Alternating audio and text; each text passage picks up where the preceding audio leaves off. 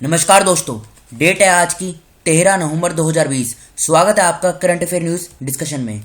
First question, Armenia ने किस देश के साथ शांति समझौते पर हस्ताक्षर किए हैं? Azerbaijan, Bahrain, Oman, Turkmenistan. देखो, सबसे पहले तस्वीर में आप ये लोकेशन देखिए, नागोर्नो काराबाख। ये जो जगह है ना, इस पे अभी हाल ही में आर्मेनिया और अजरबैजान इनके बीच काफ़ी लंबे समय से टकराव चल रहा है। तो फिलहाल अब इस प्रॉब्लम को सोल्व कर लिया गया है इन दोनों देशों के द्वारा। आर्मेनिया ने अभी हाल ही में अजरबैजान के साथ ये समझौते पर हस्ताक्षर किए हैं, यानी एक पीस डील साइन किए हैं। तो ए इस क्वेश्चन का सही आंसर है, अजरबैजान। अब देखो, इन दोनों के बीच टकराव चला, ये इंपॉर्टेंट नहीं है, इंपॉर्टेंट है ये दोनों देश। तो सबसे पहले इनकी लोकेशन देखिए आप। देखो ये कहाँ पर है, ये सेंट्रल एशिया में है ये दोनों देश। यहाँ पर है ये आर्मेनिया इधर है, और ये है अजरबैजान।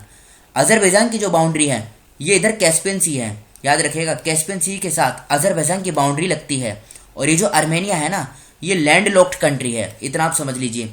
आर्मेनिया की कैपिटल की बात करें, कैपिटल है इसकी येरेवन, येरेवन इसकी कैपिटल है। और अगर अजरबैजान की बात करें तो यहाँ की कैपिटल है बाकू। याद रखेगा, इस क्वेश्चन से हमें इतनी जानकारी मिलती है। अगले क्वेश्चन की तरफ चलते हैं। किस राज्य सरकार ने दुनिया के सबसे बड़े खिलौना संग्रहालय का निर्माण करने की योजना बनाई है? तो अभी हाल ही में गुजरात की सरकार ने दुनिया का सबसे बड़ा खिलौना संग्रहालय का निर्माण करने की योजना बनाई है। डी इस क्वेश्चन का सही आंसर है। और इसमें क्या होगा, इसमें 11 लाख टॉयज को प्रदर्शित किया जाएगा, मतलब वहाँ पे इनको दिखाया जाएगा, एक तरीके से शोकेस में रखा जाएगा। और ये जो प्रोजेक्ट है ना, ये टोटल 1500 करोड़ की लागत से बनाया जा रहा है, जिसे आने वाले 3 से 5 साल में कंप्लीट कर लिया जाएगा। और गांधीनगर में जो चिल्ड्रंस यूनिवर्सिटी है, इसको इस प्रोजेक्ट का नोडल एजेंसी बनाया गया है, इतना आप समझ लीजिए। गोरखपुर में अंतर्राष्ट्रीय पक्षी महोत्सव का आयोजन किस महीने में किया जाएगा? गोरखपुर कहाँ पर है? देखो, ये जो गोरखपुर है ना, यह है उत्तर प्रदेश में। तो गोरखपुर में अंतर्राष्ट्रीय पक्षी महोत्सव का आयोजन फरवरी 2021 में किया जाएगा। ए इस क्वेश्चन का सही आंसर है। मकसद क्या है? मकसद यह है कि जो इंटरनेशनल टूरिस्ट हैं, इनको गोरखपुर में एक लेक है, क्या नाम है इसका? रामगढ़ ताल लेक है। यहाँ पर बर्ड वॉचिंग के लिए इंटरनेशनल टूरिस्ट को अट्रैक्ट किया जाएगा। मतलब सीधा सा मकसद ये है कि इको टूरिज्म को बढ़ावा देना। अब इसमें आप इतना समझ लीजिए कि ये जो फरवरी 2021 में इंटरनेशनल बर्ड फेस्टिवल है, ये आयोजित किया जाएगा। कभी कभी एग्जाम में ये भी पूछा जा सकता है कि राज्य कौन सा है। यहाँ इस क्वेश्चन में तो जगह पूछी गई है, मतलब शहर कौन सा है। ऐसे ही पूछा जा सकता है कि उत्तर प्रदेश होगा, महाराष्ट्र, गुजरात या उड़ीसा। तो उत्तर प्रदेश सही आंसर होगा। एक सेकंड, ये मिटा देता हूँ मैंने। हाँ, लोकसभा प्रसारण दिवस कब मनाया जाता है? When public service broadcasting day is observed. तो देखो, सबसे पहले तो आप ये समझ लीजिए ये बनाया क्यों जाता है। देखो, विभाजन के बाद कुछ लोग हरियाणा के कुरुक्षेत्र में टेम्पररी, मतलब वहाँ पर सेटल हो गए थे। तो जो हमारे राष्ट्रपिता हैं महात्मा गांधी जी, उन्होंने 12 नवंबर 1947 को इनको आकाशवाणी के माध्यम से, मतलब ऑल इंडिया रेडियो के माध्यम से इनको संबोधित किया था। कब? 12 नवंबर 1947 को। तो इसीलिए हर साल 12 नवंबर को ये पब्लिक सर्विस ब्रॉडकास्टिंग डे मनाया जाता है। दूसरे ऑप्शन की बात करें तो 5 नवंबर को वर्ल्ड सुनामी डे बनाया जाता है। 7 नवंबर को national cancer awareness day celebrate किया जाता है। 10 नवंबर की बात करें तो वर्ल्ड साइंस डे मनाया जाता है। अच्छा, यहाँ पर बात हुई है वर्ल्ड साइंस डे की। अगर मैं ये पूछूं कि नेशनल साइंस डे कब मनाया जाता है, एग्जाम में ये भी पूछा जा सकता है, तो ये 28 फरवरी को सेलिब्रेट किया जाता है। नवंबर 2020 तक देश में फास्टैग उपयोगकर्ताओं की संख्या में एक वर्ष में कितनी प्रतिशत वृद्धि देखी गई है? तो देखो, अभी हाल ही में NHAI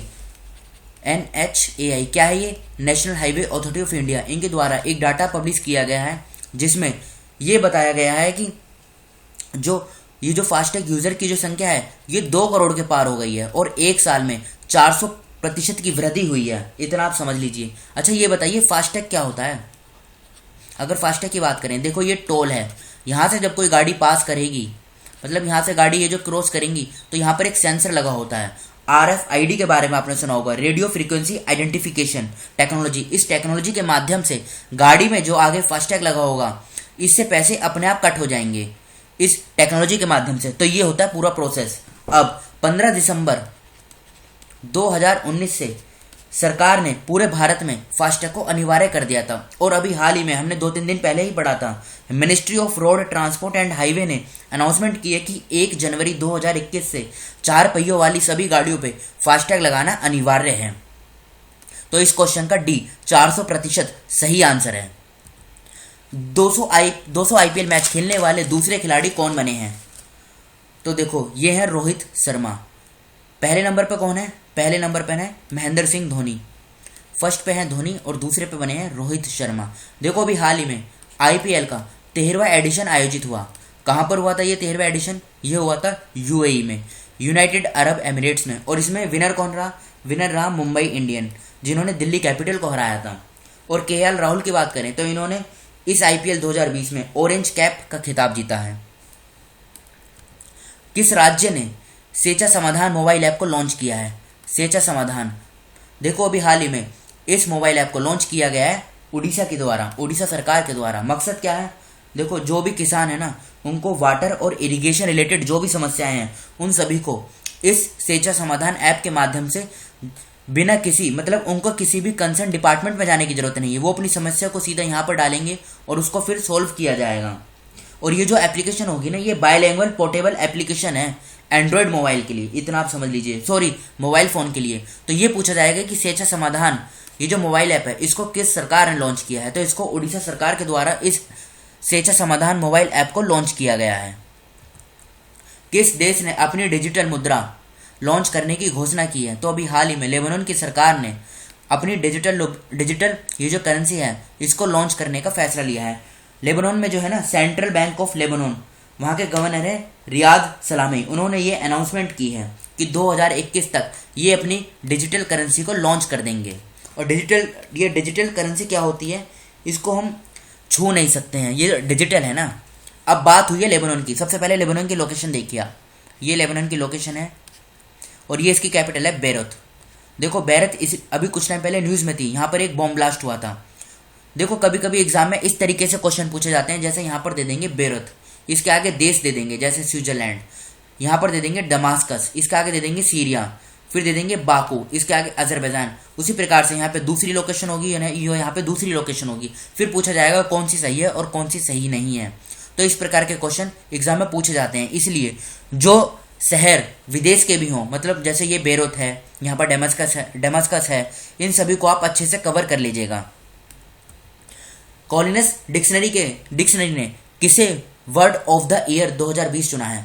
तो अभी हाल ही में ये जो कॉलिनस डिक्शनरी है ना, इन्होंने लॉकडाउन को वर्ड ऑफ द ईयर 2020 चुना है। देखो, ये तो कॉलिनस डिक्शनरी ने चूज किया है, जैसे ऑक्सफोर्ड डिक्शनरी है, उसी प्रकार से जो दूसरी डिक्शनरी है वो भी अपना अलग अलग वर्ड को चूज करेंगी। तो जब ये डाटा पब्लिश होगा तो इसको हम जब कवर करेंगे। तो फिलहाल इस क्वेश्चन का सी आंसर सही है।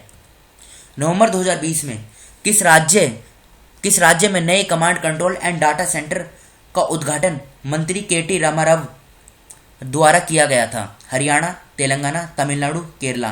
तो देखो, भी हाल ही में ये जो मिनिस्टर है ना केटी रामाराव, इनके द्वारा नया command control and data centre, इसका इनाग्रल यानी इसका उद्घाटन किया गया है। कहाँ पर? तेलंगाना में, तेलंगाना के कैपिटल हैदराबाद में। मकसद तो यही है, नाम से जाहिर होता है, कमांड कंट्रोल और डाटा सेंटर, यहाँ पे डाटा स्टोर किया जाएगा और पूरा जो मैनेजमेंट है वो यहाँ से उस पर निगरानी रखी जाएगी। तो अब हम उन राज्यों के बारे में देख लेते हैं, जैसे वहाँ के गवर्नर कौन है, मुख्यमंत्री कौन है, वहाँ की विधानसभा में कितनी सीटें हैं, जिन राज्यों का जिक्र इस डिस्कशन में किया गया है। तो चलो स्टार्ट करते हैं। सबसे पहले गुजरात की कैपिटल की बात करें, गांधीनगर गुजरात की कैपिटल है। मुख्यमंत्री की बात करें, विजय रूपाणी। गवर्नर आचार्य देवव्रत। बाउंड्री राजस्थान, मध्य प्रदेश, महाराष्ट्र के साथ बाउंड्री शेयर होती है। 33 जिले हैं, 26 लोकसभा की सीटें हैं, राज्यसभा की 11, विधानसभा की 182 सीटें हैं। हाईकोर्ट की बात करें, अहमदाबाद में हाईकोर्ट है, मुख्य न्यायाधीश हैं विक्रम नाथ। तो ये तो बात करी हमने गुजरात के बारे में। उत्तर प्रदेश कैपिटल क्या है? कैपिटल है लखनऊ। मुख्यमंत्री की बात करें, योगी आदित्यनाथ। गवर्नर है आनंदीबेन पटेल। बाउंड्री की बात करें, 8 राज्य और 1 यूटी के साथ इसकी बाउंड्री टच होती है। यूटी है दिल्ली और 8 राज्य हैं उत्तराखंड, हरियाणा, राजस्थान, मध्य प्रदेश, बिहार, झारखंड, छत्तीसगढ़, हिमाचल प्रदेश। 75 जिले हैं, लोकसभा की 80 सीटें, राज्यसभा की 31 सीटें, विधानसभा की 403 और यहाँ पे विधान परिषद की 100 सीटें हैं। हाईकोर्ट की बात करें, इलाहाबाद में इसकी हाईकोर्ट है, मुख्य न्यायाधीश हैं गोविंद माथुर। फिर से बोलता हूँ, इलाहाबाद हाईकोर्ट के न्यायाधीश हैं गोविंद माथुर। उड़ीसा की बात करें, कैपिटल है भुवनेश्वर। मुख्यमंत्री हैं नवीन पटनायक। गवर्नर हैं गणेशी लाल। बाउंड्री की बात करें, पश्चिम बंगाल, झारखंड, छत्तीसगढ़, आंध्र प्रदेश के साथ इसकी बाउंड्री टच होती है। 30 जिले हैं, 21 सीटें हैं लोकसभा की, राज्यसभा की 10 सीटें हैं, विधानसभा की 147 सीटें हैं। हाईकोर्ट की बात करें, कटक में हाईकोर्ट है इसकी, और मोहम्मद राफिक उड़ीसा हाईकोर्ट के यानी कटक हाईकोर्ट के मुख्य न्यायाधीश हैं। तेलंगाना की बात करें, कैपिटल क्या है तेलंगाना की, कैपिटल है हैदराबाद। मुख्यमंत्री हैं के चंद्रशेखर राव।